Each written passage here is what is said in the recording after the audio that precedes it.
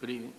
Good evening. My name is Grady Davis, and I hope I can go off script for at least 30 seconds, primarily because the gentleman mentioned Real Men Read. I was a part of that program last year. As a matter of fact, for the last 3 years, I hope there would be an effort to bring Real Men Read back into the public schools because it was a very successful program, and I truly enjoyed it.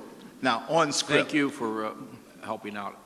You're very good. My pleasure. I was at Wacker School on the south side of Chicago, and it was a beautiful experience. Now, on script, my name is Grady Davis. I'm a Postal Service retiree of 40 years of service, past president of 2 local unions, postal unions here in Chicago, and a proud member of the Chicago Dodo chapter of the Tuskegee Airmen. I'm speaking this evening. Thank you. I'm speaking this evening as an individual. I'm an independent producer of programs using public access network of CAN-TV.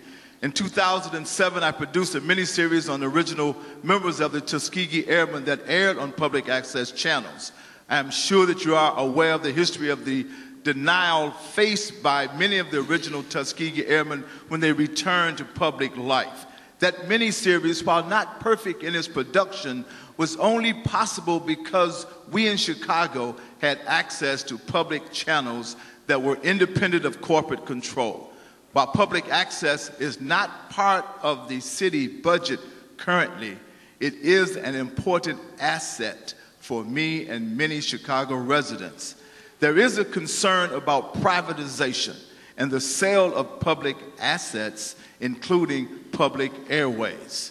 Organizations such as the Tuskegee Airmen need a method to broadcast their programs that can be aired, and this can only be accomplished through public channels. Beginning next year, the cable companies will begin negotiating their long-term contracts to support public access television.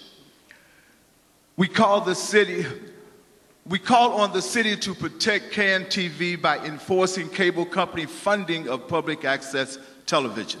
The Tuskegee Airmen have a program called the Young Eagles program where they take youngsters 7 to 17 flying on the second Saturday of the month in a real airplane.